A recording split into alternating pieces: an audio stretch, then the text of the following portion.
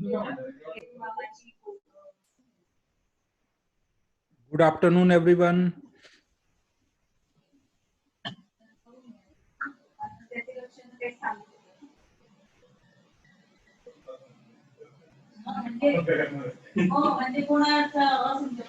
Mute रखो सभी।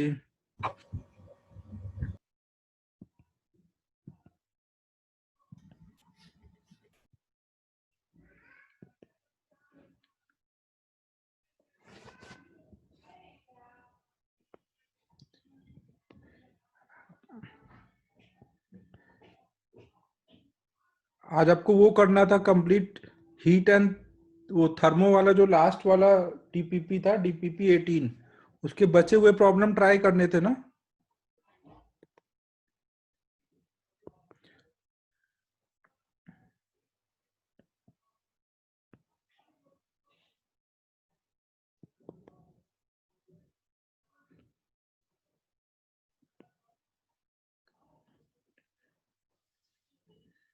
तो उसमें अब डाउट बताना शुरू करो ना होम क्लास वर्क में। अबे वीरू 18 तक तो कर ही दिया था ना अपन ने।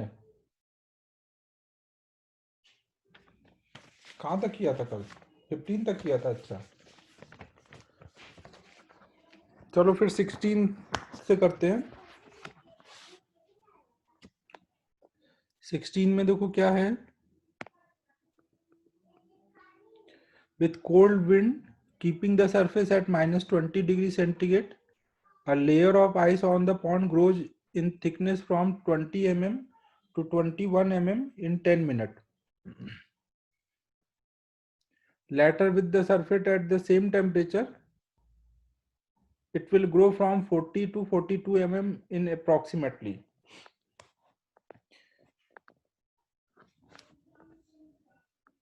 तो देखो हम यहाँ पे ऐसे करेंगे।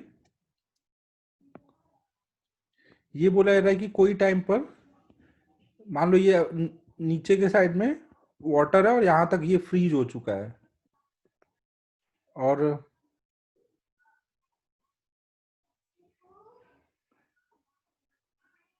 यहाँ पे आउटसाइड टेम्परेचर जो है वो -20 पर है ना। जो बाहर के सरफेस का टेम्परेचर होगा वही आउटसाइड का टेम्परेचर होगा ना। और अंदर का टेम्परेचर क्या हो रहा होगा, जहां पे भी फ्रीज होगा, फ्रीज होने वाली जगह टेम्परेचर कितना हो जाएगा? फ्रीज 0 पे आने के बाद ही होगा ना। तो यहाँ का टेम्परेचर मान लो यहाँ फ्रीज हो रहा है अभी, तो यहाँ का टेम्परेचर कितना रहा होगा? 0 डिग्री सेंटीग्रेड। तो ये 1 mm फ्रीज हुआ 10 मिनट में ना।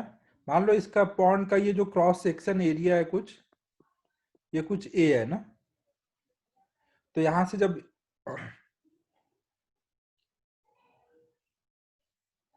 और ये मान लो ये कुछ 20 mm था, 20 से 21 mm गया ना, 1 mm और फ्रीज हो गया। तो 1 mm फ्रीज होने में कितना हीट निकला होगा? यहाँ पे मान लो कुछ हीट निकला होगा ना, डी क्यू हीट निकला होगा। तो डी क्यू की वैल्यू क्या बोलोगे? एम इंटू एल ना, डेल्टा क्यू बोल दो। तो इतने पार्ट का मास कितना बोलोगे? 1 mm अगर फ्रीज हुआ तो 1 mm का मास कितना बोलोगे? वहां का length 0.001 into cross section area, ये क्या हो जाएगा? वॉल्यूम। वॉल्यूम इंटू डेंसिटी ना, ये इसका मास हो जाएगा m इंटू एल। ठीक है, क्लियर है?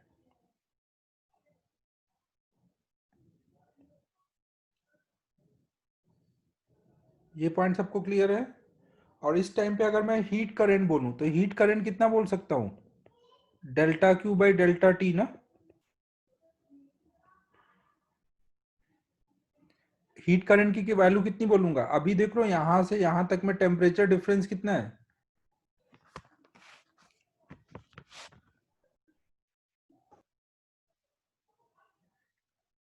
टेम्परेचर डिफरेंस है 0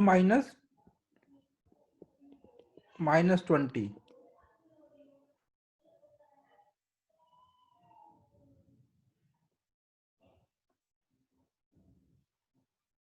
अपॉन में टाइम कितना लग रहा है? 10 मिनट ना।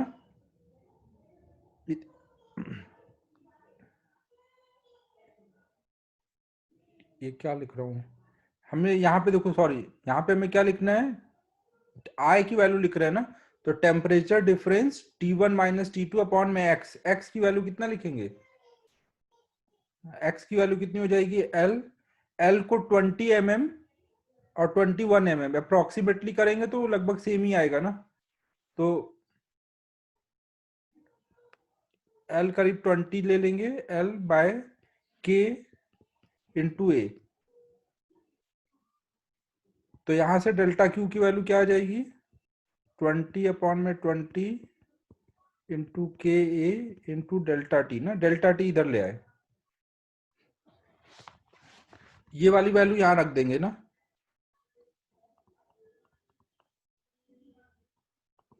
नहीं ये 20 कट गया ना, डेल्टा टी टाइम में कितना हीट फ्लो करके गया वो हमने निकाला, और वो डेल्टा क्यू की वैल्यू क्या आएगी, कैसे, Q equal to M L,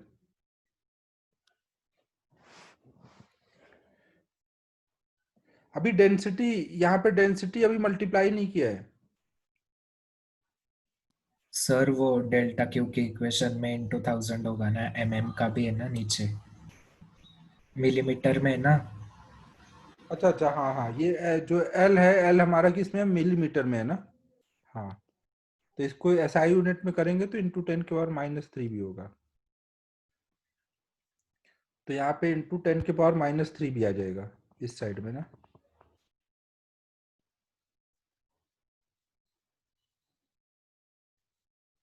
हाँ, या तो फिर नेक्स्ट वाले में भी एमएम, चलो अब तो कर दिया, तो ये हमने देखो क्या क्या किया, हमने देखा कि भाई यहाँ पे कितना आइस फ्रीज हुआ, जितना आइस सर हुआ, सर वो 10⁻³ आएगा देखो यहाँ इधर पर, फाइनल में, नीचे से ऊपर आया ना। अच्छा हाँ हाँ, बस तो ये ऊपर चला जाएगा ना, डेल्टा टी इधर आ जाएगा, हाँ, ऐसे सेकेंड टाइम फिर से करेंगे, यही सेम काम फिर से करेंगे ना, ये एक इक्वेशन आ गई, फिर से जब करेंगे तो क्या लिखेंगे, अब फिर से कितना फ्रीज होना है, 40 से 42 होना है, 40 से 42 होना है, तो कितना डेल्टा क्यू बराबर एम एल, फिर से फॉर्मूला लगाएंगे, और डेल्टा क्यू की वैल्यू कहां से लिखेंगे, आई इंटू टी से ना, फिर से मास कितना फ्रीज होगा, 2 mm और फ्रीज हुआ ना, 2 mm फ्रीज हुआ तो 2 × 10⁻³ वैसे यूनिट नहीं भी चेंज करते तो चलता ना, या दो इक्वेशन डिवाइड करना है, ये हो जाएगा length into cross section area, volume into density into latent heat, और करंट कितना बोलेंगे इस टाइम पर, 40 से 42 जा रहा है ना, आप एवरेज वैल्यू भी ले सकते हो, 40 भी ले सकते हो, बहुत फर्क नहीं पड़ेगा ना, तो यहाँ पर करंट कितना फ्लो होगा, टेम्परेचर डिफरेंस 0 माइनस -20 अपॉन में लेंथ, लेंथ कितना है 40 इंटू 10⁻³ अपॉन में के ए, L by K A into delta T, delta T कितना दिया हुआ है ये निकालना है,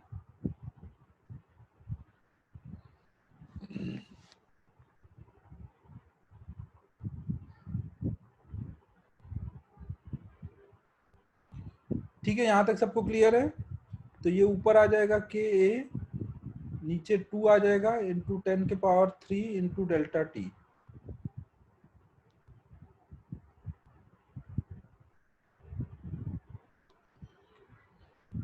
ना आप दोनों को डिवाइड कर दो ना, दोनों को डिवाइड करेंगे तो डेल्टा टी की वैल्यू आ जाएगी, यहाँ का डेल्टा टी पता है, डेल्टा T1 पता है, डेल्टा T2 निकालना है, पहला डेल्टा T1 10 मिनट है ना, दोनों को डिवाइड करोगे तो कितना आ जाएगा,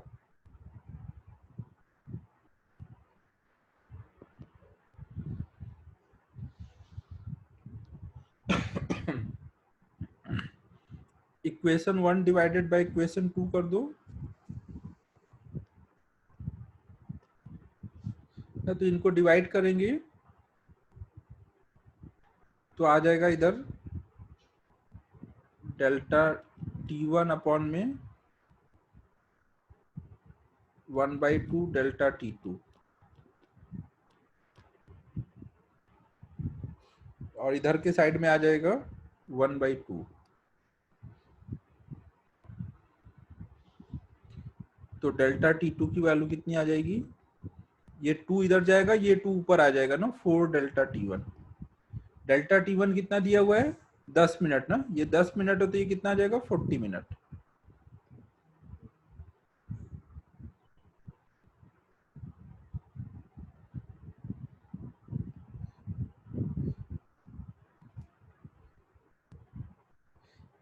समझ आया ये? और कुछ समझाना है इसमें?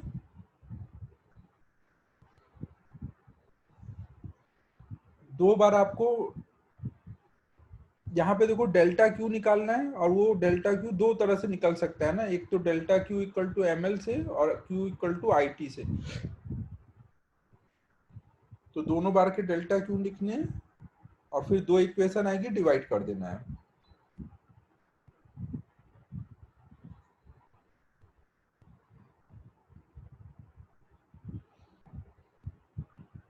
हो जाएगा 16 अब।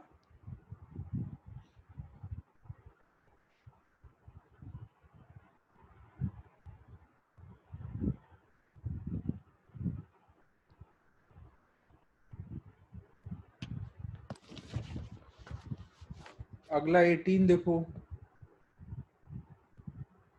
Morning sun is not at as hot as midday sun because.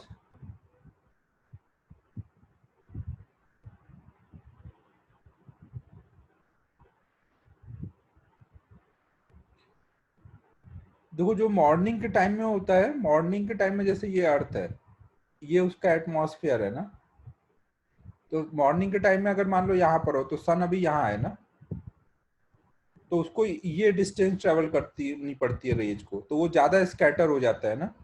लेकिन आफ्टरनून में क्या होगा, जब आप अभी यहाँ पर थे, पहले यहाँ पे थे, आफ्टरनून में आप घूम करके क्या हो गया, सन आपके ऊपर आ जाएगा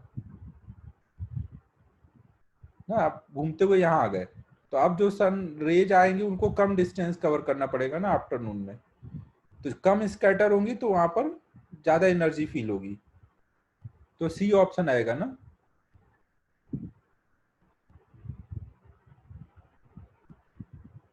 समझ रहे हो?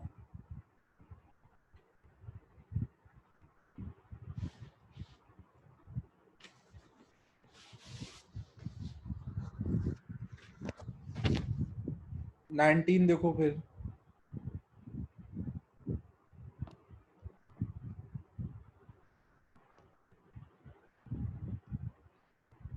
What are the thermal radiations, mechanical transverse wave. जो रेडिएशन होता है, कोई भी जैसे बॉडी है वो टेम्परेचर की वजह से, कोई भी बॉडी है टी टेम्परेचर पे, तो ये रेडिएट करता है ना टेम्परेचर की वजह से हीट, तो ये जो हीट होता है वो क्या होता है, उसको क्या मीडियम चाहिए जाने के लिए, ये इलेक्ट्रोमैग्नेटिक वेव होता है ना, इलेक्ट्रोमैग्नेटिक वेव ना, उसको मीडियम नहीं चाहिए होता है, वो ऐसे ही ट्रेवल कर सकता है। सी ऑप्शन है ना, वो याद रखो, radiation is electromagnetic wave.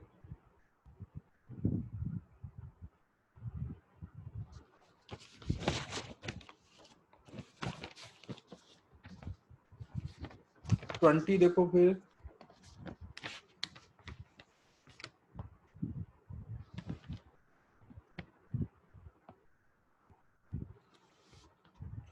Twenty में बोला गया है amount of thermal radiation emitted from per square centimetre area of a black body in 1 second when at a temperature 100 kelvin ना, कोई 100 केल्विन पर कोई बॉडी है, तो हमने फॉर्मूला पढ़ा था ना, कोई भी अगर ए एरिया वाली बॉडी है तो उससे कितना एनर्जी रेडिएट होता है, सिग्मा एप्सिलॉन। ब्लैक बॉडी है तो ब्लैक बॉडी का एप्सिलॉन 1 होता है ना, सिग्मा एप्सिलॉन ए टी के पावर 4। तो यहाँ पे आपको चाहिए पर यूनिट एरिया चाहिए,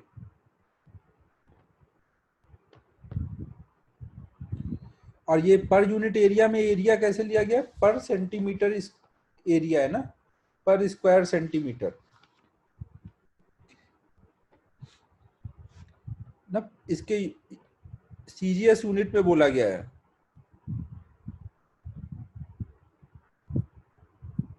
फ्रॉम 1 स्क्वायर सेंटीमीटर एरिया बोला गया ना, इसका यही मतलब है, फ्रॉम 1 स्क्वायर सेंटीमीटर एरिया।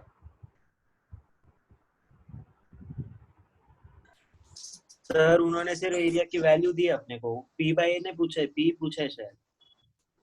हाँ तो एरिया की वैल्यू ये तो वही एरिया ऐसे लिख दो, इसको आप ऐसे कर दो, एरिया की बस वैल्यू। पहले फॉर्मूला में डालना है, बाकी कुछ नहीं हाँ करना।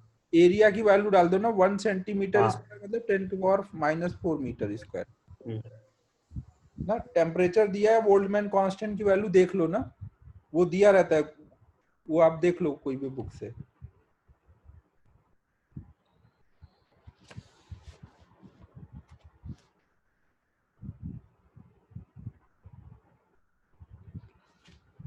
फिर नेक्स्ट कौन सा है 24।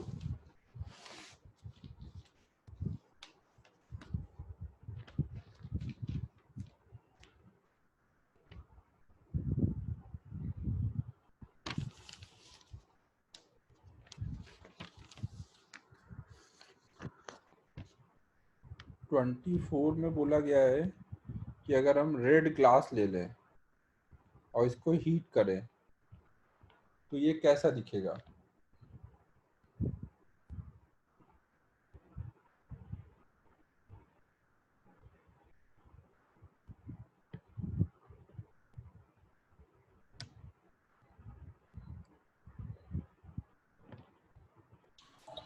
सर हाँ हाँ टेम्परेचर अगर बढ़ा होगा तो वेवलेंथ कम होगी, तो उसमें से रेड छोड़ के तीनों भी ऑप्शन हो सकते हैं। हाँ, मतलब रेड है और उसको स्ट्रांगली हीट किया ना, तो रेड के बाद अगला कलर कौन सा आता है, पहला ऑरेंज होगा, और ज्यादा हीट किए तो येलो होगा, ऐसे चलेगा ना, लगातार वेवलेंथ छोटी होती जाएगी ना।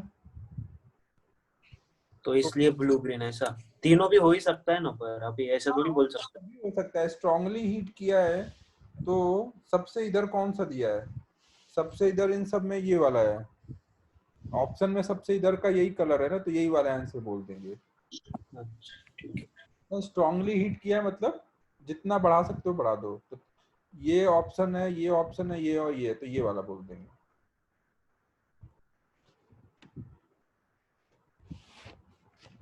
ठीक है, नेक्स्ट बताओ।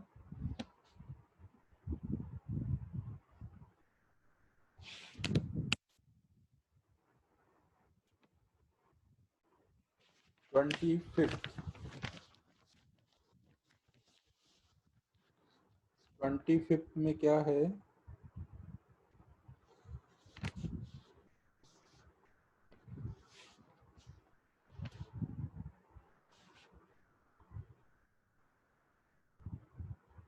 अरे इसमें बस वो लगा दे Ananya, lambda into T equal to constant, जिसका लैम्डा ज्यादा होगा उसका टेम्परेचर कम होगा। लैम्डा ज्यादा किसका होता है, रेड का, तो मतलब उसका सबसे कम टेम्परेचर है।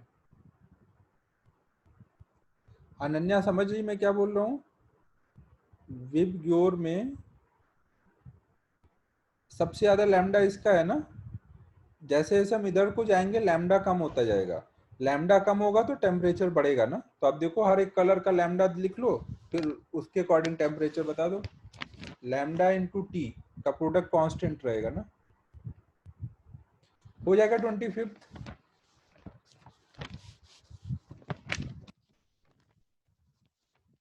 नेक्स्ट 28।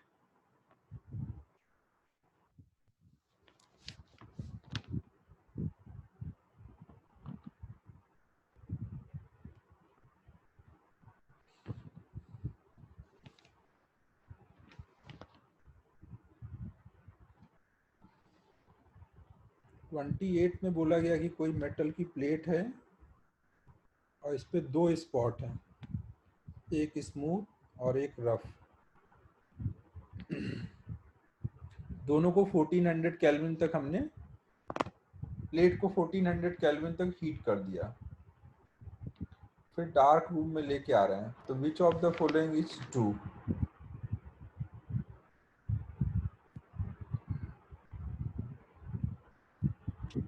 सर ब्लैक स्पॉट ही रफ है, वो एक ही स्पॉट है मतलब। अच्छा अच्छा, एक ही स्पॉट है, ओके, एक ही स्पॉट है, ये ब्लैक स्पॉट बना दिया गया है और ये रफ है।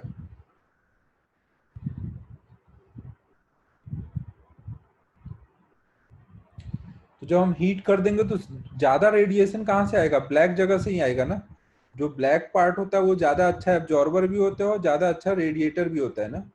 तो जब ज्यादा एनर्जी ब्लैक पार्ट से निकलेगी तो वही ज्यादा हमें ब्राइटर दिखेगा ना। तो spot will appear brighter then the plate. क्या आंसर दिया है 28 का? ए दिया है ना? हाँ ठीक है ना, spot will appear brighter then the plate ना। गुड एब्जॉर्बर गुड रेडिएटर होगा, यही लगाना है। नेक्स्ट बताओ। सर जो अच्छा रेडिएट करता है वो ब्राइट दिखता है, ऐसा कैसे बोल ज्यादा रहे हैं? जब एनर्जी रेडिएट होके आएगी तभी ना तेरे आई पे गिरेगी, तभी ना तुझे दिखेगा। अगर कुछ एनर्जी एनर्जी से थोड़ी ब्राइटनेस दिखती है मतलब। किससे हाँ दिखेगी? बराबर, इंटेंसिटी, हाँ सही है, समझा समझा।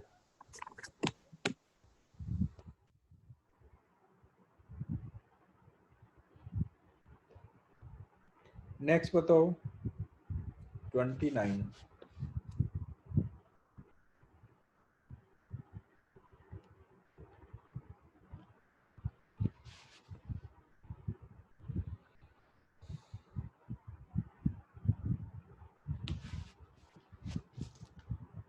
देखो कोई भी बॉडी को अगर आपने हीट करके कोई रूम में रख दिया तो ये क्या होगा, हीट रेडिएट करेगा और टेम्परेचर कम होता जाएगा। बाद में किसके टेम्परेचर के बराबर आ जाएगा? बॉडी का टेम्परेचर टाइम के साथ देखोगे तो जो रूम का टेम्परेचर होगा, अगर रूम का टेम्परेचर कुछ मान लो T1 है तो वो T1 के बराबर आएगा ना। तो T1 के बराबर जब आएगा तो उसमें बहुत लॉन्ग टाइम लगेगा। जैसे जैसे वो रूम टेम्परेचर के क्लोज आता जाएगा रेट ऑफ कूलिंग स्लो होती जाएगी ना। हमें पता है ना कि जो टेम्परेचर गिरने का रेट होता है वो क्या रहता है, माइनस के इंटू के into T minus T not. तो जब एकदम हम लोग टी नॉट के पास पहुंच जाएंगे, रूम टेम्परेचर पे पहुंच जाएंगे, तो ये स्लोप कितने को टेंड कर रहा होगा?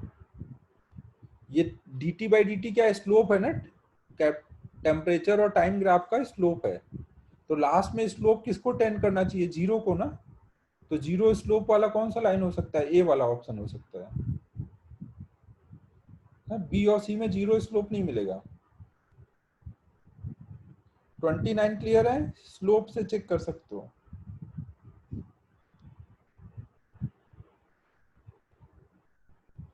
नेक्स्ट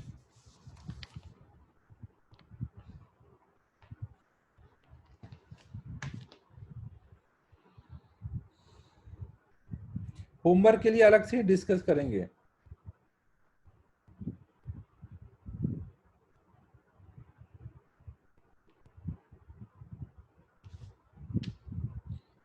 होमवर्क कितने चैप्टर के हो गए? ये कैलोरीमेट्री और के ये हीट ट्रांसफर 2 चैप्टर के हो गए होमवर्क डिस्कस करने को ना। इस वीक में है कोई दिन तुम लोग का शाम को खाली टाइम? केवल ट्यूसडे को है ना, एक ही दिन है ट्यूसडे को। संडे को यार नहीं, संडे को तो कुछ भी नहीं। तो अभी तो चलो नेक्स्ट ट्यूसडे को डिस्कस कर देता हूँ, फिर अभी 10 दिन में ये चैप्टर खत्म हो जाएंगे सारे ना। फिर बचे हुए 10 दिन में यही होमवर्क वगैरह डिस्कस कर दूंगा। फिर अभी तो ट्यूसडे को कर देता हूँ ना, जितना हो पाएगा ट्यूसडे को करूंगा, फिर और देखता हूँ कब करना है।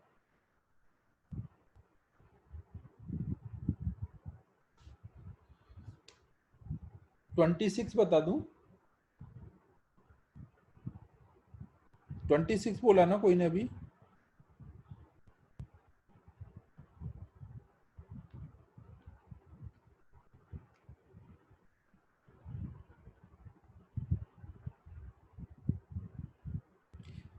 दिया अभी ये टाइम टेबल हर बार सेम आएगा, जो इस वीक था वही हर वीक आएगा। अभी 26 में देखना भाई, हमें पता है कि जो रेडिएशन है वो टेम्परेचर के 4th पावर के प्रोपोर्शनल है। टेम्परेचर 50% बढ़ाया, इसका मतलब क्या हुआ, कितना बढ़ा दिया? 50% टेम्परेचर बढ़ाया मतलब कितना टेम्परेचर हो गया? T plus T by two. नया टेम्परेचर कितना है? 3T by two. तो अब नए टेम्परेचर के अकॉर्डिंग 4th पावर से बढ़ा दो पावर। अनिकेत समझ आ रहा है मैं क्या बोल रहा हूँ? आगे बताऊं या कर लेगा अभी?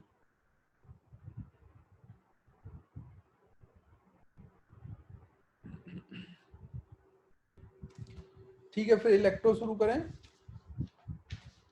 19th डीपीपी अब शुरू कर रहे हैं ना, 18 तक हो गया।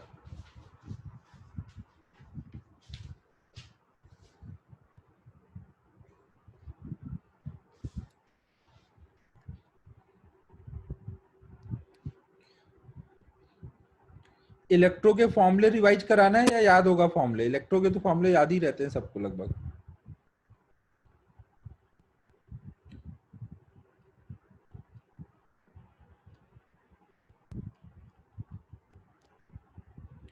इलेक्ट्रोस्टैटिक्स के फॉर्मूले रिवाइज कराना है? बाकी लोग बताओ। डाइपोल का करा दूं बस? करा दो, चलो अच्छा ठीक है, कर लेते हैं। तो देखो इसमें क्या है, सबसे पहले हमने देखा था कि कूलम्स लॉ। कूलम्स लॉ में हमने क्या देखा था कि अगर दो charge particle Q1 Q2 r distance पर होंगे तो ये एक दूसरे को लाइक होंगे तो अट्रैक्ट कर रहे होंगे, अनलाइक होंगे तो लाइक होंगे तो रिपेल कर रहे होंगे, अनलाइक होंगे तो अट्रैक्ट करेंगे। और फोर्स कितने से करते हैं? के F इक्वल टू के Q1 Q2 by are square. जहाँ पे के क्या होता है? के क्या होता है? 1/4 पाई एप्सिलॉन, जहाँ एप्सिलॉन क्या है? Permittivity of given medium.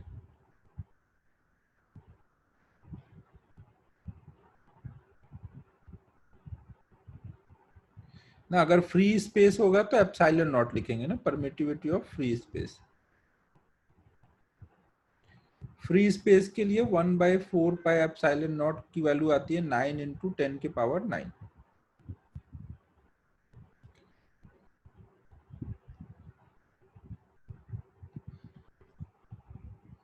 फिर हमने कोई भी मीडियम के डाइलेक्ट्रिक कांस्टेंट और फ्री स्पेस के डाइलेक्ट्रिक कांस्टेंट के रेशियो को एप्सिलॉन आर रिलेटिव परमिटिविटी बोला या फिर डाइलेक्ट्रिक कांस्टेंट है। तो अगर हमें कोई भी मीडियम का परमिटिविटी चाहिए तो क्या करेंगे? एप्सिलॉन नॉट इंटू के कर देंगे या फिर epsilon not into epsilon R. K दिया रहता है ना, वाटर का के 80 होता है, मेटल के लिए के इनफाइनाइट होता है, ऐसे के हमें याद रहता है तो के से हम एप्सिलॉन निकाल करके यूज कर लेंगे। फिर नेक्स्ट हमने देखा था इलेक्ट्रिक फील्ड।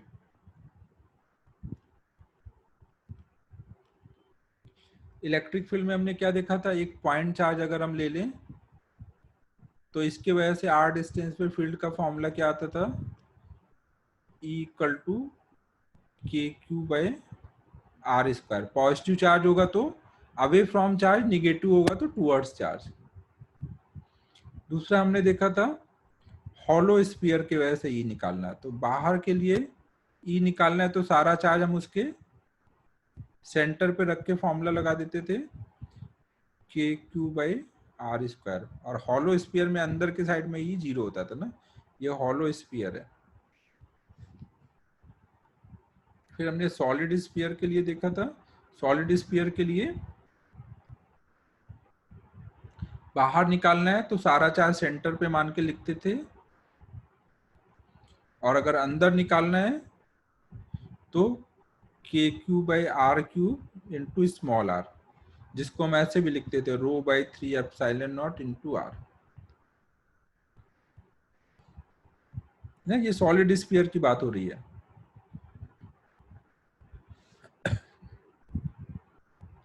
फिर हमने रिंग का देखा था। रिंग में क्या होता था? अगर हमने कोई क्यू चार्ज ले लिया और इसके एक्सिस पर कुछ x डिस्टेंस पे हमने रिंग का रेडियस कैपिटल आ रहा है, कोई पॉइंट लिया तो यहाँ पे E कितना होगा? तो E इक्वल टू आता था के Q X upon R square plus x square power में 3/2। फिर नेक्स्ट हमने डिस्क का देखा था। डिस्क का यही सेम फिगर हो जाएगा, चार्ज डेंसिटी कुछ इसके सरफेस का सिग्मा है तो E इक्वल टू आता था σ/2 epsilon nought 1 - x over R square plus x square.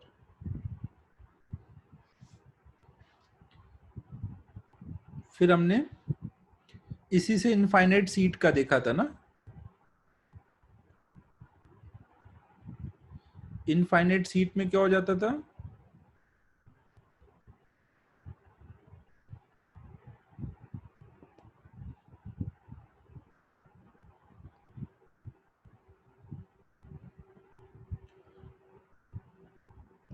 Infinite sheet में आर की वैल्यू इनफाइनाइट हो जाती थी ना, तो ये वाला टर्म जीरो हो जाता था ना, आर की वैल्यू इनफाइनाइट होगी, तो ये आ जाएगा sigma by 2 epsilon not.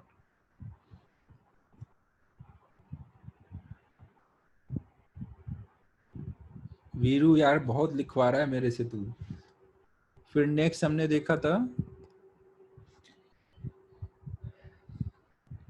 Next किसका देखा था, फाइनाइट वायर।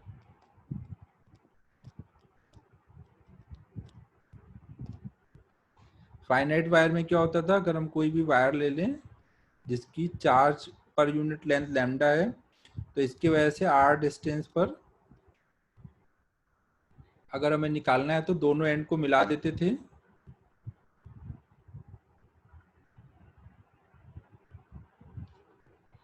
तो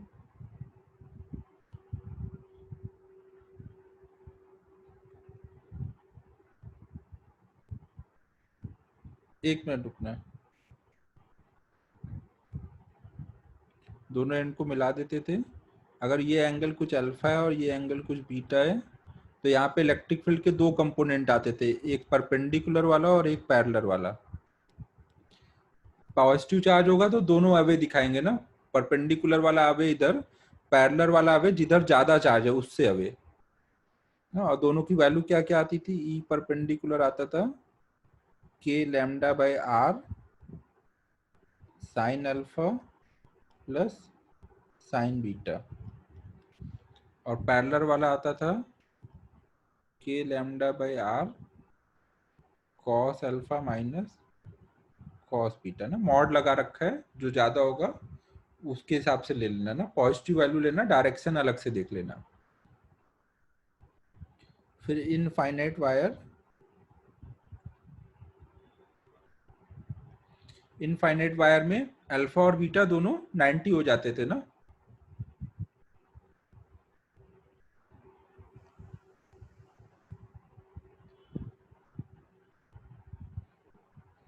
तो इसके वजह से ई पैरेलल वाला जीरो हो जाता था।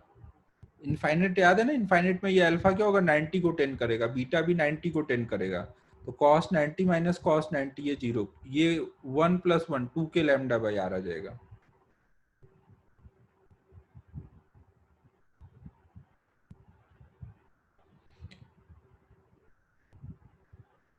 ठीक है, नोट कर रहे हो क्या तुम लोग? अबे मुझसे लिखवा रहे हो तो तुम लोग को भी लिखना पड़ेगा, ये नहीं कि अपना आराम से बैठे हो।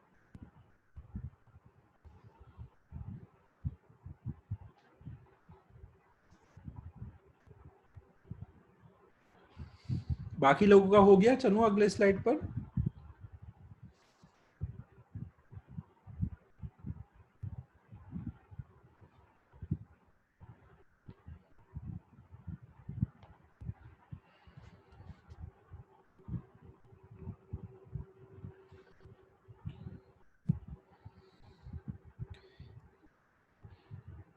फिर हमने देखो एक और देखा था, hollow cylinder, infinite hollow cylinder, long hollow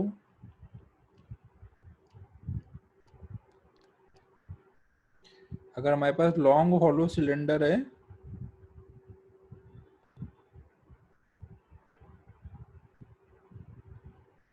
तो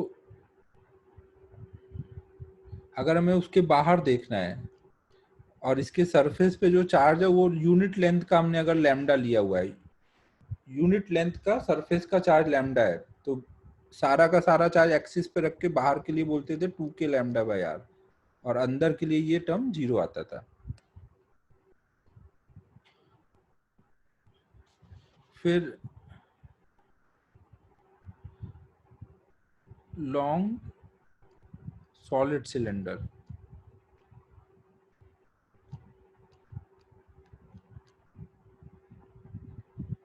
सॉलिड सिलेंडर में क्या करना पड़ेगा, बाहर के लिए तो वही सेम तरीका होगा।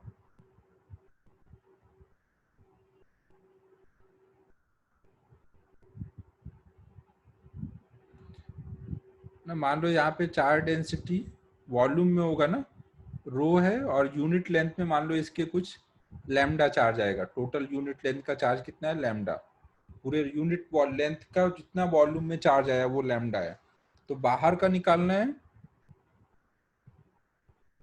तो सारा का सारा चार्ज एक्सिस पे मान के 2k लैम्डा बाई आर, जहाँ लैम्डा क्या है, यूनिट लेंथ का चार्ज निकाल लो ना। यूनिट लेंथ में जितना वॉल्यूम आ रहा है वो वॉल्यूम निकालो, इनटू रो कर दो तो लैम्डा आ जाएगा। और अंदर का निकालना है, तो ये मुझे भी याद नहीं है। अंदर का निकालना है तो हमें गॉस थ्योरम लगाना पड़ेगा ना। यहाँ से एक्सिस से r डिस्टेंस पर ऐसे हम गॉसियन सिलेंडर लेंगे, उसके अंदर का चार्ज निकालेंगे ना, और उसके लिए फिर ये यूज करेंगे। तो क्या करूं, निकालूं, ये निकाल देता हूं। अगर मैं इसको निकालूंगा तो यहाँ पे फ्लक्स कहाँ से जा रहा होगा, यहाँ से जा रहा होगा ना, सरफेस से। तो ये फ्लक्स कितना आएगा, E इंटू 2πr इंटू, मान लो ये हमने L लेंथ का सिलेंडर लिया अंदर, ये बराबर होगा इसके अंदर का charge, charge by epsilon nought करेंगे ना। चार्ज कितना आएगा, rho into pi R square into L upon में, अबे दर्शन अब तो हो ही गया ना, अपॉन में एप्सिलॉन नॉट ना, तो पाई पाई कट जाएगा, आर आर कट जाएगा, एल एल कट जाएगा, ई इक्वल टू आ जाएगा rho by 2 epsilon not into R. तो जैसे सॉलिड स्फीयर में rho by 3 epsilon not into R था, यहाँ पे बस 2 आ गया ना, बाकी सेम फॉर्मूला आया है। ठीक है, क्लियर है सबको।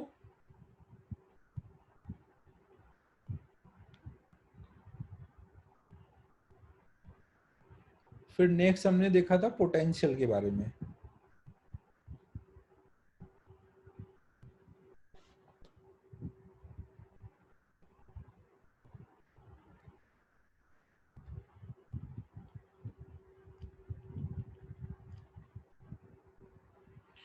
बस उसमें सबसे पहले देखा था पॉइंट चार्ज।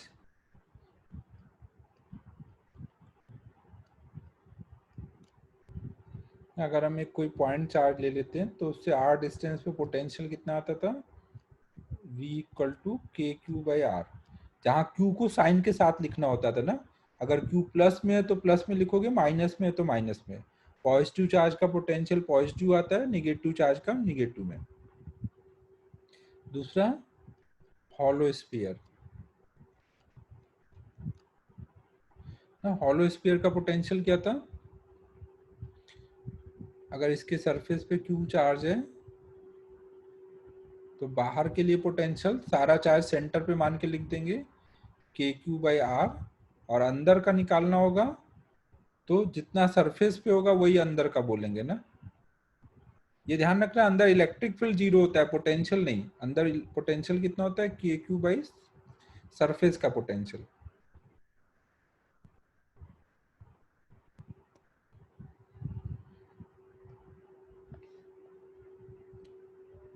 फिर ऐसे ही सॉलिड स्फीयर,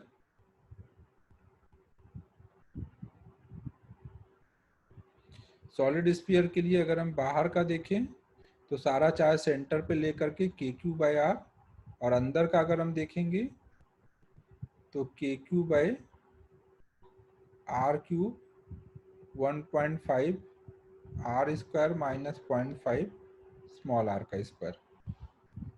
पॉजिटिव चार्ज का पोटेंशियल प्लस में होगा, क्यू को साइन के साथ डालना है ना, तो ये खुद ही आ जाएगा।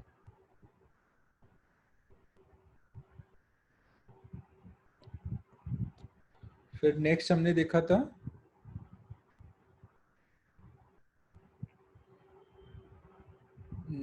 रिंग के वजह से। अगर हमने एक रिंग ले लिया जिसका सरकमफरेंस पे क्यू चार्ज है, तो इसके एक्सिस पे यहाँ पोटेंशियल क्या आता था, v इक्वल टू के q upon under root r square plus x square.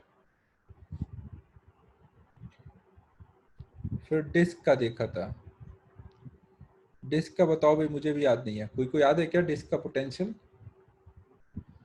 मेरे हिसाब से sigma by 2 epsilon naught r under root r square plus x square minus r. X की वैल्यू अगर मैं 0 डाल दूं, माइनस एक्स आता था यहाँ पे एक्स।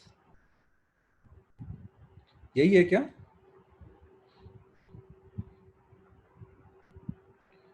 ठीक है।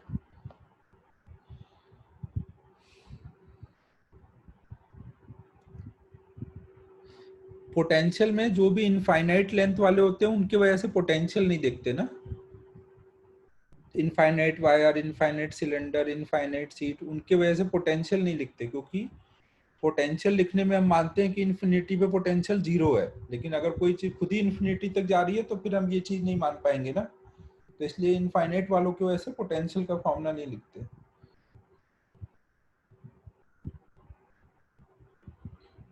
फिर नेक्स्ट हमने क्या देखा था?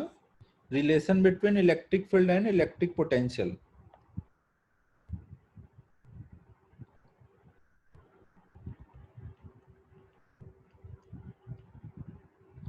ई और वी में क्या रिलेशन था कि अगर हम v को डिफरेंशिएट करेंगे जिसके रिस्पेक्ट में, उधर वाला इलेक्ट्रिक फील्ड आ जाएगा। x के रिस्पेक्ट में करेंगे तो x वाला। हाँ सिद्धेश, सॉलिड स्फीयर में यहाँ पर स्मॉल r को 0 डालेगा तो ये सरफेस का 3/2 टाइम आ जाएगा। स्मॉल r को 0 डाल दो।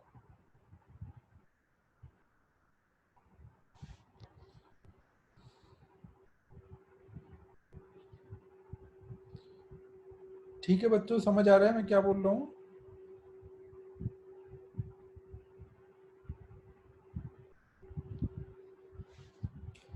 जिसको हम लोग ऐसे भी लिखते थे, dv equal to minus E dot d r. अगर पोटेंशियल डिफरेंस निकालना है तो इसको इंटीग्रेट कर लेते थे ना, और अगर इलेक्ट्रिक फील्ड निकालना है तो v को डिफरेंशिएट करते थे। फिर नेक्स्ट हमने डाइपोल के बारे में देखा था। डाइपोल में हमने क्या देखा था? अगर एक नेगेटिव चार्ज और एक पॉजिटिव चार्ज कुछ 2a डिस्टेंस पे रखे हैं ना, तो इनका हम लोग एक डाइपोल, इसको डाइपोल बोल रहे हैं और इसका डाइपोल मोमेंट बोलते थे q इंटू 2a। और डायरेक्शन किधर होती थी? नेगेटिव से पॉजिटिव चार्ज की तरफ ना। इधर को मान लो, इधर यूनिट वेक्टर आर कैप है, ये आर कैप। फिर डाइपोल को हम रिप्रेजेंट कैसे करते हैं? ऐसे एरो बना के। एरो के हेड पे क्या रहता है? पॉजिटिव चार्ज, और एरो के टेल पे रहेगा निगेटिव चार्ज, और इसका निगेटिव से पॉजिटिव पी का वेक्टर बनाएंगे ना। पी एक वेक्टर है, डाइपोल मोमेंट। फिर इसके वजह से हमने ई निकालना देखा था और वी निकालना देखा था। अगर हम इसके एक्सियल पोजीशन पे देखें, अगर हम कोई डाइपोल ले लें तो इसके एक्सियल पोजीशन पर ई की वैल्यू कितनी आती थी? 2kp/r³। वी कितना आता था? kp/r²। और ई का डायरेक्शन किधर को होता था? जिधर पी का डायरेक्शन होता था उधर ही ई का डायरेक्शन आता था।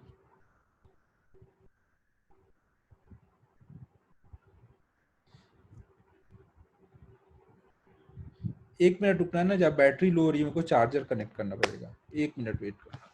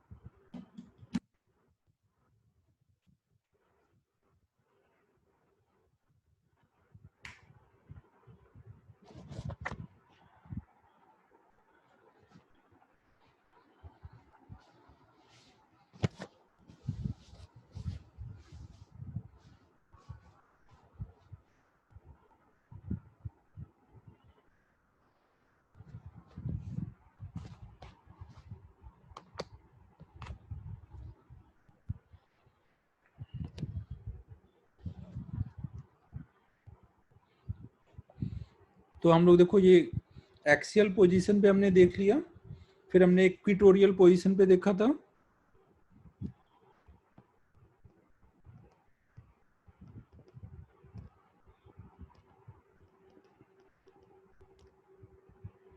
इक्विटोरियल पोजीशन पे हमने क्या देखा था कि अगर कोई भी डाइपोल है तो ये वाला पोजीशन उसका इक्विटोरियल पोजीशन है।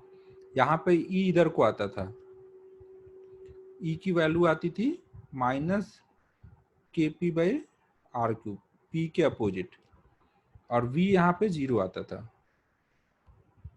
फिर एक हमने देखा था जनरल पोजीशन पर,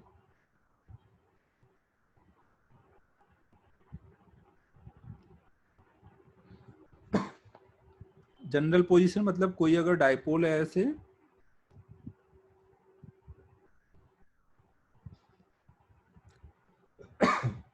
तो इसके वजह से इधर आर डिस्टेंस पे थीटा एंगल पे कोई पॉइंट लेते हैं तो वहां पे ई कितना होगा। तो यहाँ पे ई किधर आता था, इस लाइन से फाई एंगल पे आता था ना। tan फाई की वैल्यू क्या आती थी 1/2 tan थीटा, और ई की वैल्यू कितनी होती थी k p by are cube 1+3 cos square theta, और वी की वैल्यू होती थी k p cos theta by are square. ठीक है, क्लियर है सबको यहाँ तक? अगले स्लाइड पे जाना है, नोट कर लो जल्दी।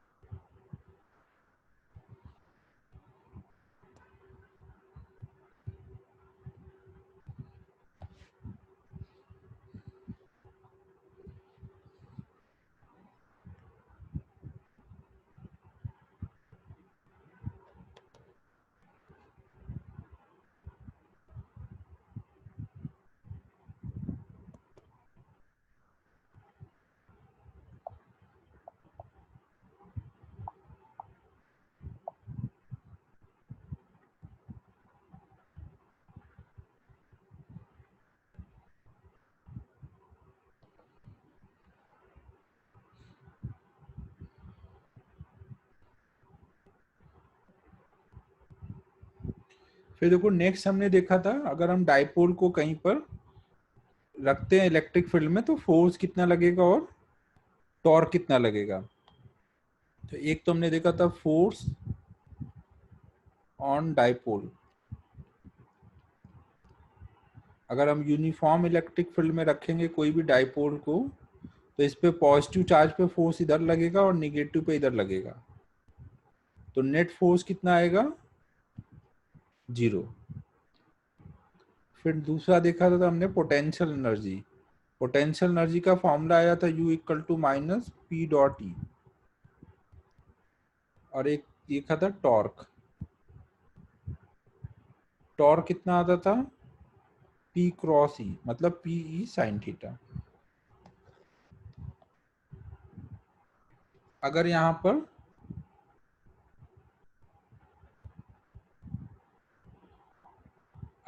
पर नॉन यूनिफॉर्म ई होगा तो वहां पे हमने फोर्स निकाला था। फोर्स कैसे निकालते थे, P × d/dr ना, ऐसे हमने फोर्स निकाला था ना नॉन यूनिफॉर्म ई में।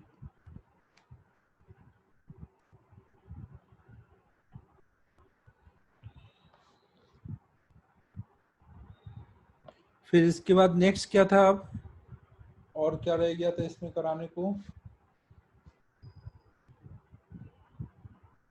हाँ गॉस थ्योरम था। फिर नेक्स्ट हमने देखा था गॉस थ्योरम।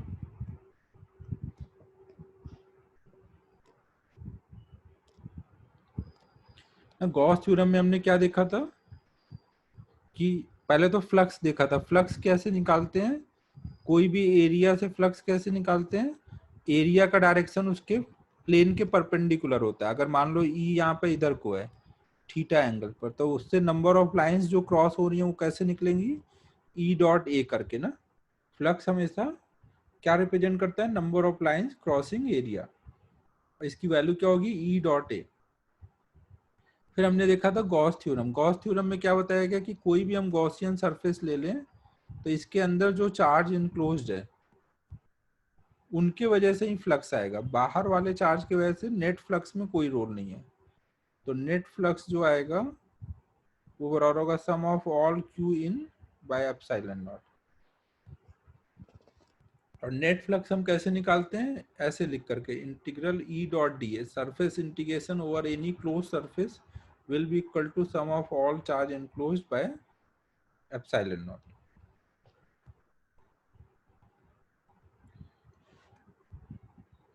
फिर नेक्स्ट हमने कंडक्टर्स के बारे में देखा था लास्ट में।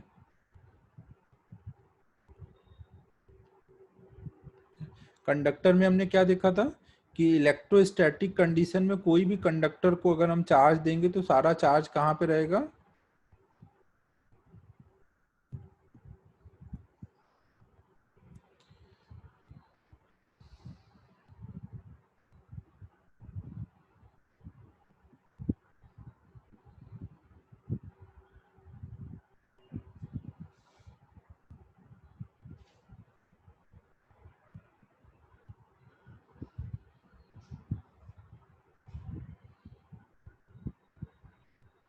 कंडक्टर में हमेशा अंदर के साइड में चार्ज क्या आता था, जीरो। अंदर के साइड में हमेशा ई क्या आता था, जीरो ना, इलेक्ट्रोस्टैटिक कंडीशन में।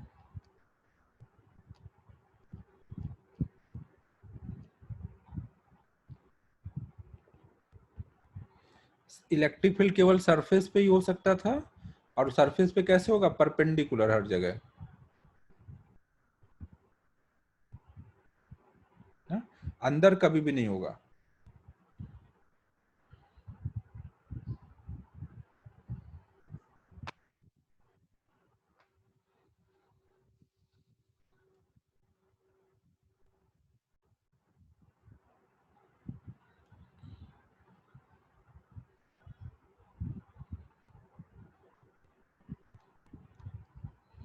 ना इतना करीब थ्योरी वाला पार्ट देखा था, फिर प्रॉब्लम्स किए थे। तो अब हम लोग प्रॉब्लम स्टार्ट करते हैं, बची हुई थ्योरी उसी में रिवाइज होती रहेगी ना प्रॉब्लम के साथ में।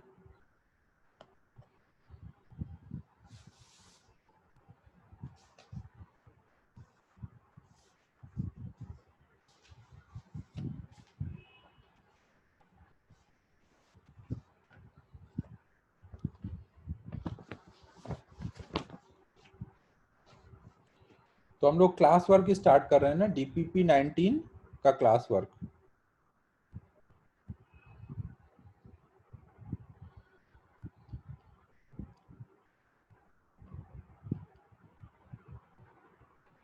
क्वेश्चन नंबर 1 से करते हैं। क्वेश्चन नंबर 1 में uniformly charge spherical shell of radius capital R. तो हमें यहाँ पे वी और आर का ग्राफ बनाना है ना। हॉलो स्फीयर, स्फेरिकल सेल मतलब हॉलो स्फीयर ना।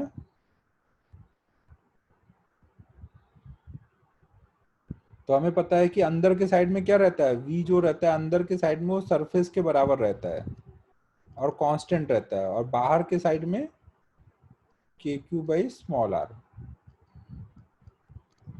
अंदर के लिए कांस्टेंट वाला और बाहर के लिए डिक्रीजिंग, कांस्टेंट फिर डिक्रीजिंग।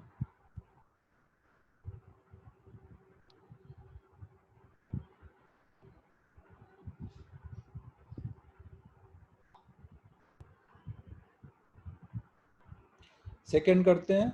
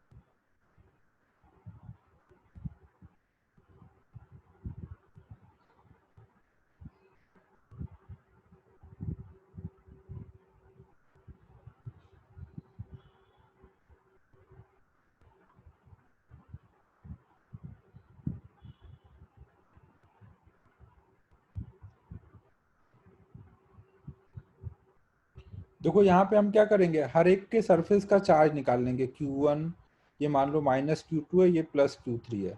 तो चार्ज कैसे निकालोगे, charge density into surface area ना। पहले वाले पे अगर हम देखें,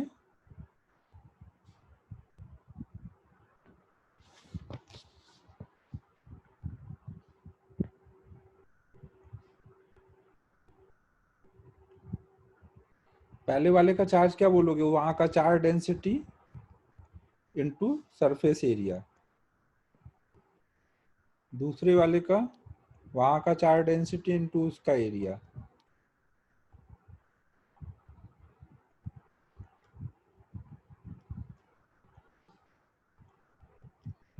ना सबका एक बार चार्ज आ गया तो आप क्या करोगे, हमें अंदर वाले का पोटेंशियल लिखना है ना।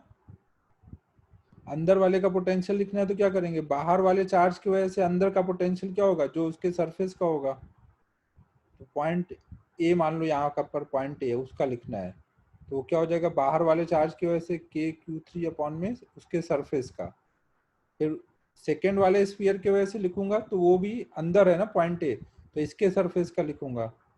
तो K माइनस Q2, यहाँ माइनस Q2 चार्ज है ना, यहाँ केवल मैग्नीट्यूड निकाला हुआ है, ये केवल मैग्नीट्यूड है ना, साइन अलग से माइनस Q2 दे देंगे। ये चार्ज निगेटिव में है, माइनस Q2 अपॉन में B प्लस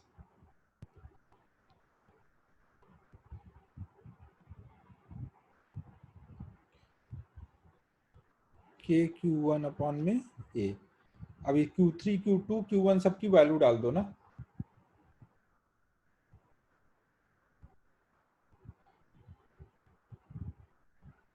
सिद्धेश देखो मैं ये बोल रहा हूँ कि यहाँ का पोटेंशियल चाहिए, तो किसकी वजह से पोटेंशियल चाहिए, यहाँ पे पोटेंशियल चाहिए तो बाहर वाले की वजह से जब चाहिए होगा अंदर वाले पॉइंट का, तो किसका लिखूंगा, सरफेस का लिखूंगा ना। तो दो स्फीयर के तो अंदर है ये पॉइंट, तो इसके वजह से जब यहाँ लिखूंगा तो इसके सरफेस का, इसके वजह से जब यहाँ लिखूंगा तो इसके सरफेस का, और इसके सरफेस पे तो है ही ये पॉइंट, तो इसके सरफेस के लिए तो डायरेक्ट वही फॉर्मूला लगा दूंगा KQ/R। अभी हमने फॉर्मूला देखा ना, कोई भी स्फीयर के अंदर का पोटेंशियल क्या होता है, वो बराबर होता है उसके सरफेस के। तो बाहर के दो स्फीयर के अंदर है ना पॉइंट। सिद्धेश समझ आया मैं क्या बोल रहा हूँ, यहाँ Q1 Q2 Q3 की वैल्यू डाल दो, आ जाएगा ना। तो इससे बी ऑप्शन आ रहा है, सबने बी बताया है। यहाँ Q3 की वैल्यू डालूंगा तो ऊपर C बच जाएगा, C minus B plus A। B option आ जा रहा है, हाँ नहीं यहाँ सबकी वैल्यू डालो तो देखो वो बी ऑप्शन आ जाएगा।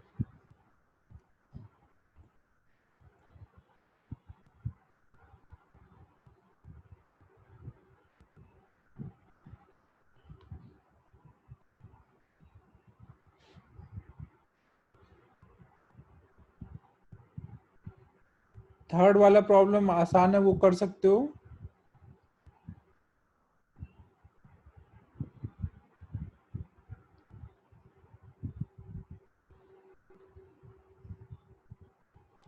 फोर्थ कर लो। फोर्थ में अगर हम दो स्पीयर को कनेक्ट करेंगे तो उनके बीच में कब तक करंट फ्लो होती रहेगी, चार्ज किधर से किधर फ्लो करता है, जब तक पोटेंशियल रहता है तभी तक फ्लो करता है ना। जब तक सेम पोटेंशियल हो जाएगा तब तक फ्लो करेगी ना, no current will flow if potential is same. Fourth का बी ना, अगर पोटेंशियल सेम है तभी चार्ज फ्लो नहीं करेगा।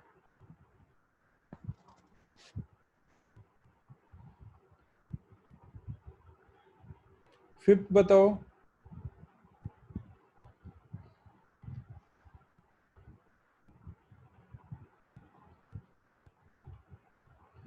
हाँ सेम रहेगा ना, दो चार्ज के बीच का फोर्स तीसरे चार्ज के आने से चेंज नहीं होता ना, प्रिंसिपल ऑफ सुपरपोजिशन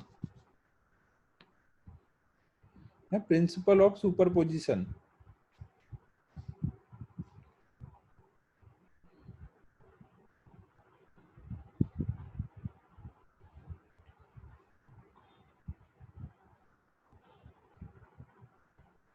सिक्स्थ वाला करा दूं या कर लोगे?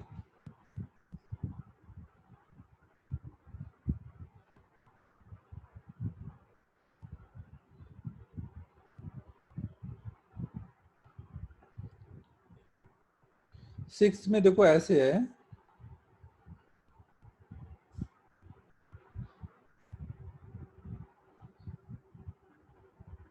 सिक्स में ऐसे मान लो Q Q Q Q plus यहाँ पे एक्स्ट्रा क्यू और है।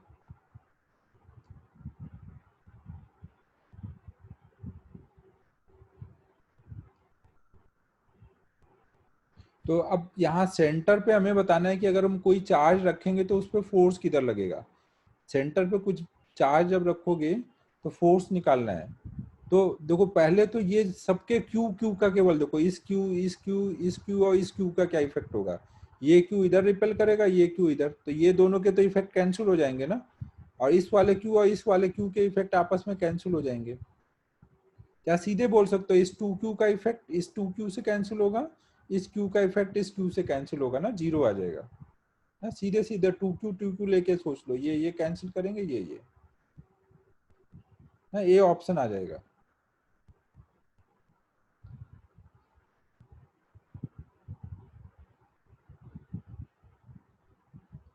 Seventh,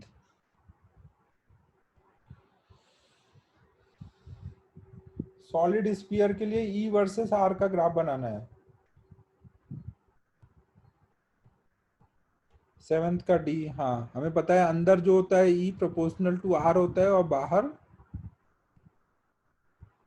inversely proportional to r square हो जाता है ना। अभी फॉर्मूला लिखा था ना, उसमें ऐसे आया था।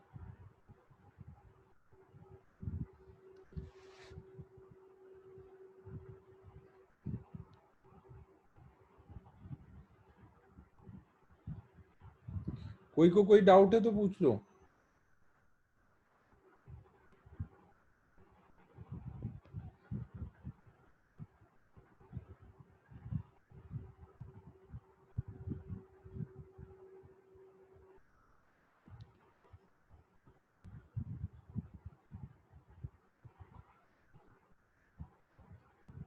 एट करो अब।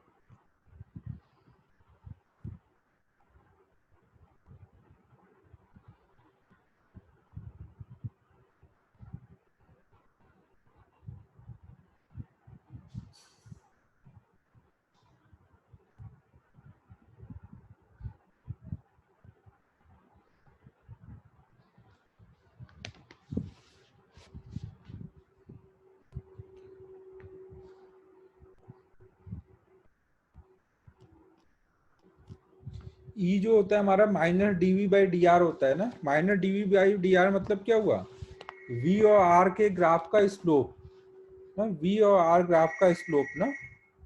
डीवी बाई डी आर क्या स्लोप है ना। तो हमें यहाँ पे ग्राफ दिया हुआ है और यहाँ पे पूछा गया है ना r इक्वल टू 5 पे ई की वैल्यू। तो आप क्या करोगे, यहाँ का स्लोप निकाल लो, स्लोप निगेटिव आएगा तो ये निगेटिव और ये निगेटिव, निगेटिव निगेटिव पॉजिटिव हो जाएगा ना, प्लस में आंसर बताओगे। समझ आ रहा है मैं क्या बोल रहा हूँ, आंसर प्लस में आएगा ना। स्लोप तो निकल जाएगा ना, ये स्लोप निकालोगे अगर तो ये हाइट हमारी कितनी है 5 और ये लेंथ कितनी हो रखी है 2, तो स्लोप आ जाएगा 5/2 माइनस में, तो ई हो जाएगा माइनस ऑफ माइनस 2.5 मतलब प्लस 2.5।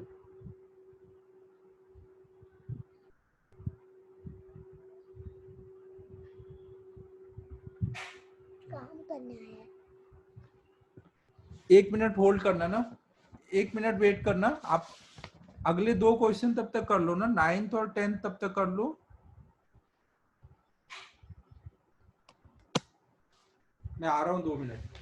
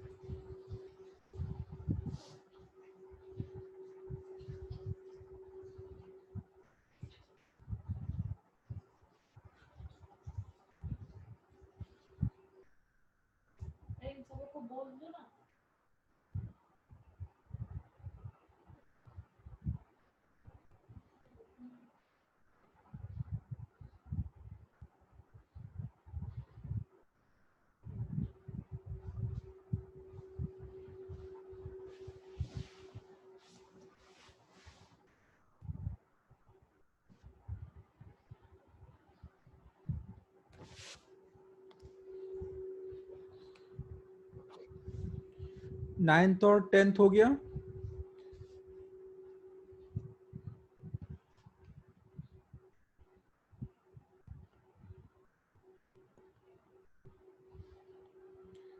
नाइन्थ में तो देखो हमें बस ये पता है कि जहां पे इलेक्ट्रिक लाइन पास पास होती है वहां पे ई ज्यादा होता है ना, जहां दूर हो जाती है वहां कम होता है। तो डायग्राम में इधर ए है इधर बी है ना, तो ए पे इलेक्ट्रिक फील्ड ज्यादा होगी क्योंकि वहां ई लाइंस पास पास है ना, और बी पर कम होंगी।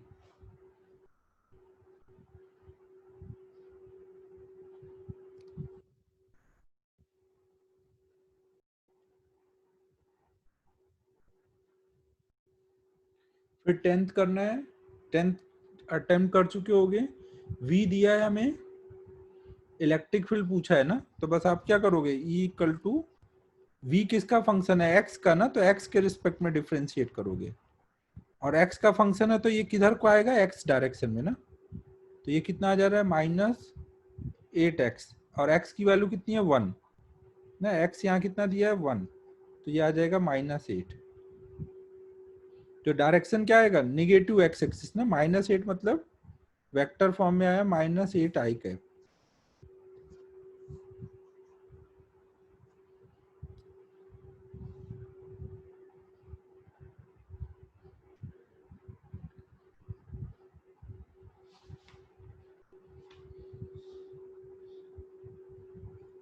इलेवेंथ करो।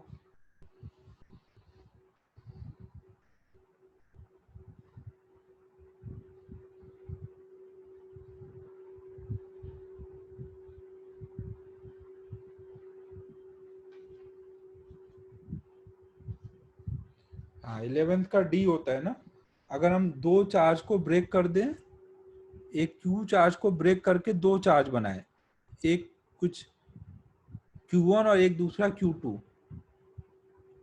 तो इनमें बीच में फोर्स मैक्सिमम कब होगा, Q1 मान लो x है तो Q2 कितना हो जाएगा, Q माइनस एक्स। अब इनको आपने रख दिया ना, x और Q माइनस एक्स, तो इनके बीच का फोर्स मैक्सिमम कब होगा, डिस्टेंस फिक्स है ना, कोई एक फिक्स डिस्टेंस पे रखना है, तो कितना कितना होना चाहिए ये, तो उसके लिए आप फोर्स लिखो और डिफ्रेंशिएट कर दो। F कितना आएगा, K Q1 Q2 upon R square, तो ये सब फिक्स है ना। F की मैक्सिमम वैल्यू चाहिए तो मैक्सिमम मिनिमा लगा दो।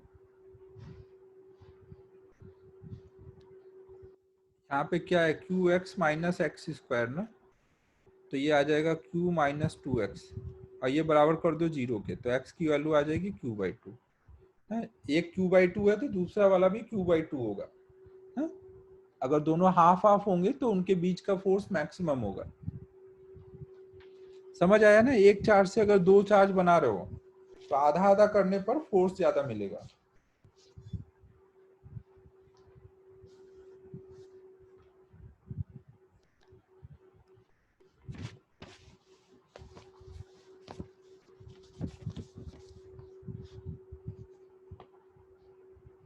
12th वाला आप खुद से कर सकते हो, 12th वाला छोड़ देना है, 13th वाला भी छोड़ देना है ना, वो भी सिंपल फॉर्मूला है।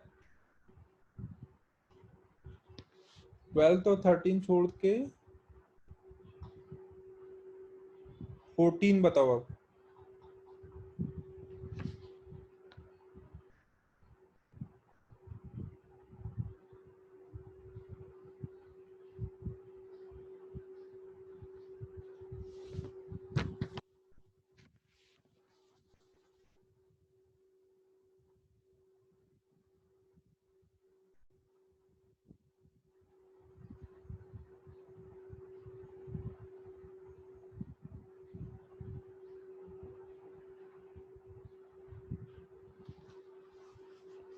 14 बताओ जल्दी, क्या कर रहे हो?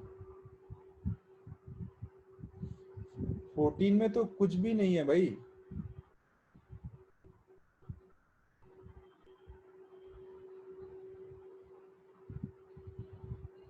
डी होगा ना। अगर हम कोई भी क्यूब के अंदर डाइपोल रखेंगे तो जितना पॉजिटिव चार्ज होगा उतना निगेटिव चार्ज भी होगा ना।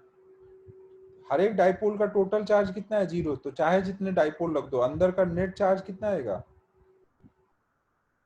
0 ना। डाइपोल का टोटल चार्ज तो 0 होता है ना, तो नेट फ्लक्स भी 0 आ जाएगा। D option.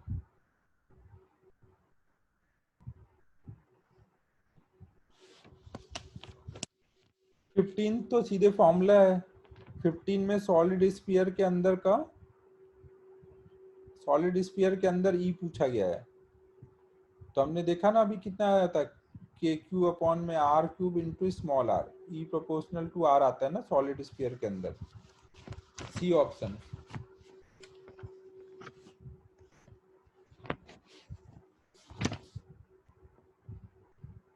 16 करो।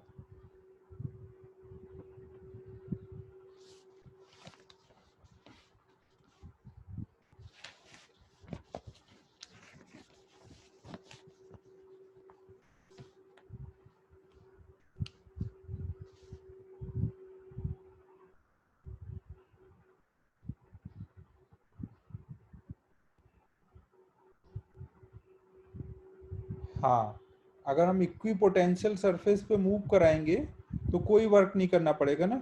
हमें पता है Q इक्वल टू क्या होता है, U इक्वल टू होता है Q इंटू वी ना। अगर हमारा कोई सरफेस इक्वी पोटेंशियल है तो इसके हर पॉइंट का पोटेंशियल सेम होगा और वर्क डन बराबर होता है डेल्टा यू ना। अगर final u minus initial u, तो यहाँ पे क्या आएगा? फाइनल पॉइंट पे भी पोटेंशियल सेम होगा, इनिशियल पॉइंट पे भी पोटेंशियल सेम होगा।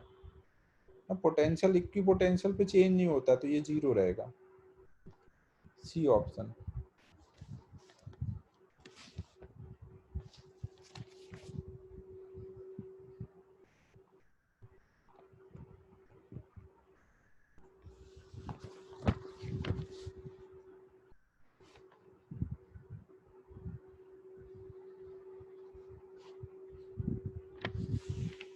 सेवनटीन करो।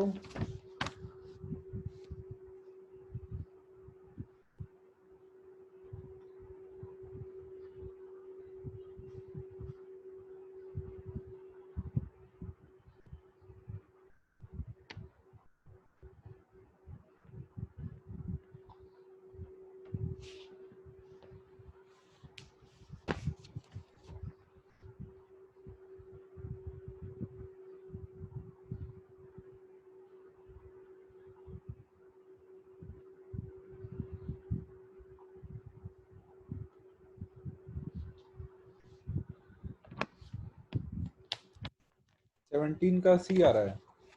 17 में देखो बोला गया कोई लिक्विड ड्रॉप है जिसका मास दिया हुआ है और क्यू दिया है और ई पूछा है। तो आप क्या करोगे? इसमें इसके वेट को बैलेंस करना है। तो वेट नीचे लग रहा है, पॉजिटिव चार्ज है, तो इलेक्ट्रिक फील्ड अगर ऊपर को लगेगा और क्यू इंटू ई फोर्स लगेगा। अगर एम जी बराबर है क्यू इंटू ई के, तभी ये बैलेंस हो पाएगा ना। तो ई निकालना है, तो क्या करना है? एम जी बाय क्यू कर दो। एम दिया है, क्यू दिया है, जी की वैल्यू पता है, डाल दो, आ जाएगा।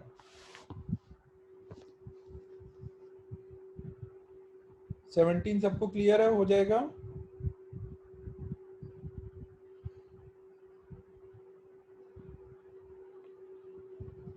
18 करो फिर।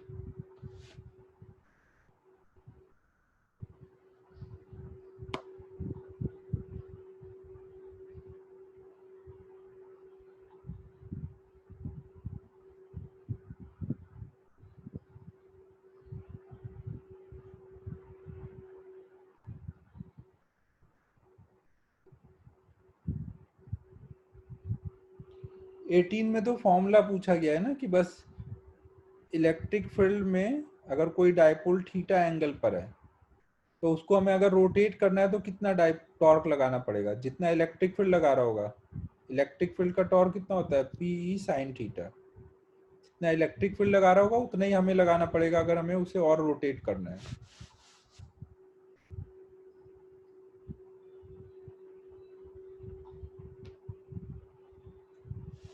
19th का फॉर्मूला बताना रह गया। तो पोटेंशियल एनर्जी का फॉर्मूला क्या होता है? अगर दो चार्ज हैं Q1 Q2 तो वहां पे K Q1 Q2 by R होता है ना पोटेंशियल एनर्जी का फॉर्मूला।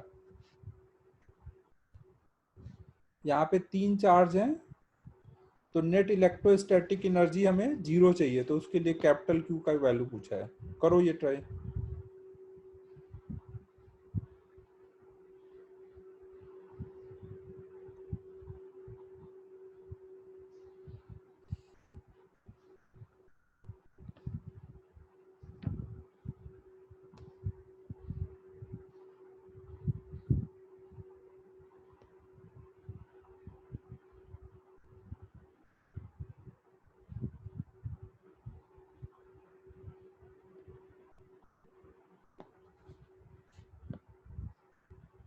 करण क्या किया तूने इसमें?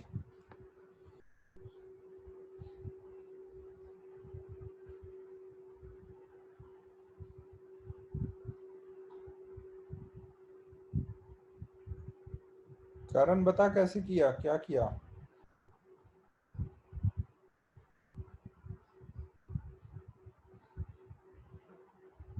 बोल दे वीरू, तू ही बता दे, करण तो बोल नहीं रहा है। हेलो। हाँ वीरू।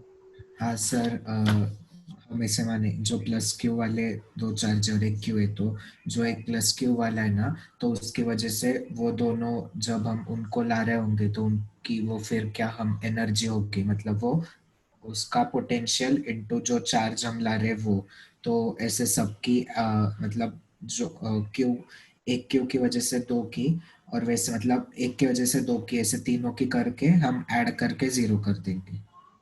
और देख इससे लंबा कोई तरीका हो सकता है तो वो ट्राई कर। ये थोड़ा छोटा हो गया लग रहा है। तो लंबा आप ही बता दो अभी। अबे 3 पेयर है, तीनों पेयर की पोटेंशियल एनर्जी लिखो और 0 कर दो। हाँ अब 3 पेयर है यहाँ पे देख, जहाँ पे भी चार्जेस के पेयर रहते हैं वहाँ एनर्जी कैसे बताते हैं? एक ये पेयर हो गया तो K Q1 Q2 by R, एक इस पेयर की K Q1 Q2 by R, एक इस पेयर की K Q1 Q2 by R, सबको 0 कर दे। 0 चाहिए ना हमें एनर्जी, तो Q की वैल्यू आ जाएगी। समझ आया मैं क्या बोल रहा हूँ?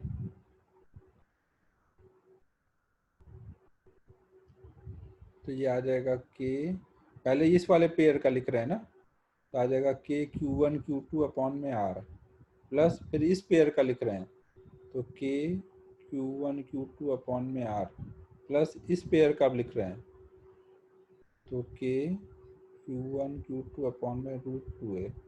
ये हमें क्या चाहिए? टोटल सिस्टम की एनर्जी 0 चाहिए ना, तो 0 कर दो।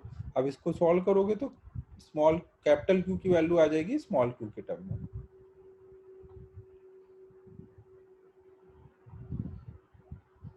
ये अब सॉल्व कर लेना ना बाद में। अगला करो अब।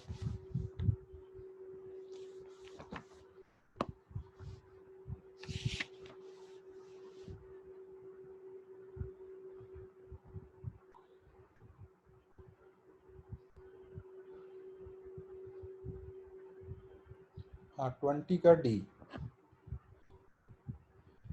हमें पता है देखो U का फॉर्मूला क्या होता है? Minus P dot E. तो ये कितना होगा? Minus P E cos theta. तो इसकी मिनिमम वैल्यू कितनी होगी? U की वैल्यू जो होगी यहाँ कहाँ से कहाँ तक वेरी करेगी? माइनस पी से प्लस पी तक। प्लस पी कब आएगा? जब ये -1 होगा। और माइनस पी कब आएगा? जब कॉस थीटा 1 होगा ना। कॉस थीटा 1 मतलब थीटा 0, तो जिधर ई है उधर को पी होगा, तब आप बोलोगे कि ये मिनिमम है ना। 0 with direction of field, D option. समझ आ रहा है सबका हमको मैं क्या बोल रहा हूँ? जब P और E पैरेलल होते हैं तो पोटेंशियल एनर्जी मिनिमम होती है।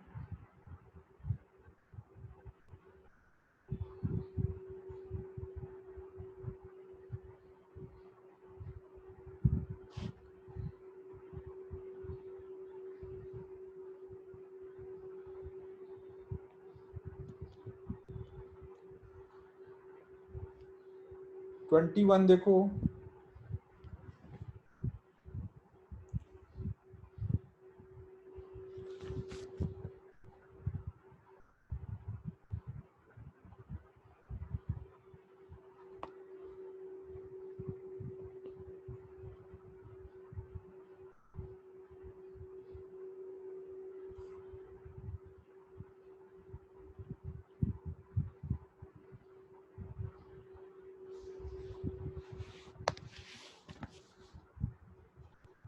अगर देखो कोई भी चार्ज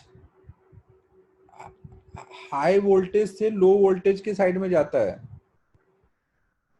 कोई भी चार्ज अगर हाई वोल्टेज से लो वोल्टेज के साइड में जाता है ना, ऐसे जाता है, तो वहां पे क्या होता है, उसकी एनर्जी पोटेंशियल से काइनेटिक में चेंज हो जाती है ना। तो उसको कितनी काइनेटिक एनर्जी का गेन होता है, Q इंटू डेल्टा वी ना। तो यहाँ एक इलेक्ट्रॉन है, वो 1200 वोल्ट में मूव करके गया है, तो 1200 वोल्ट में मूव करने से क्या होगा, उसको कितनी एनर्जी का गेन हो जाएगा, E इंटू डेल्टा वी। ये इतनी काइनेटिक एनर्जी का गेन हो जाएगा, और ये बराबर कर देंगे हाफ mv²। v की वैल्यू पूछी गई है, इलेक्ट्रॉन का मास वगैरह देख लो, सॉल्व कर लो ना, E की वैल्यू डाल दो, एक इलेक्ट्रॉन का चार्ज।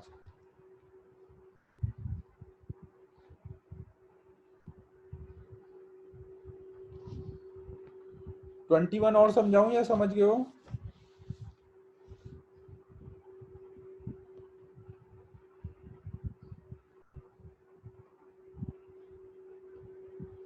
बोलो बच्चों, 21 में बताऊं और या समझ रहे हो? सिद्धेश देखो, जब भी कोई Q charge V voltage difference में ट्रेवल कर रहा है, तो उसकी kinetic energy Q into delta we amount से चेंज करेगी। अगर वो लो वोल्टेज साइड जा रहा होगा तो बढ़ रही होगी, मतलब Q इंटू डेल्टा वी से चेंज करेगी। अब सिचुएशन के अकॉर्डिंग देख लेना, यहाँ पे बोला गया इलेक्ट्रॉन 1200 वोल्ट में एक्सेलरेट करके आता है ना, अगर एक्सेलरेट करके आया है तो Q into delta V energy बढ़ गई होगी। अगर रिटार्ड हुआ होता तो Q into delta V kinetic energy कम कर देंगे। तो हमें Q दिया है, डेल्टा V दिया है, तो ये हमें काइनेटिक एनर्जी पता चल गई ना, बराबर कर दिया है हाफ mv²।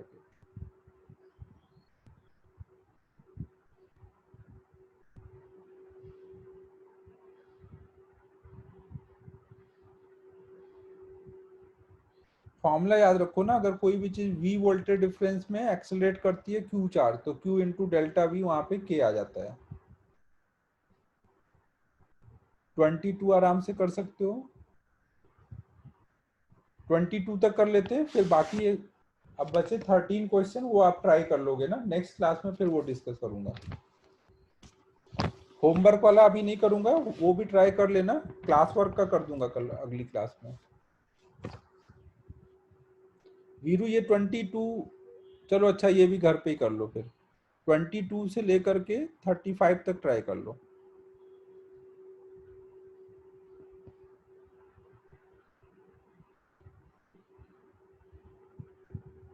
ठीक है, फिर क्लोज कर रहा हूँ ना। ओके, बाय बाय बच्चों।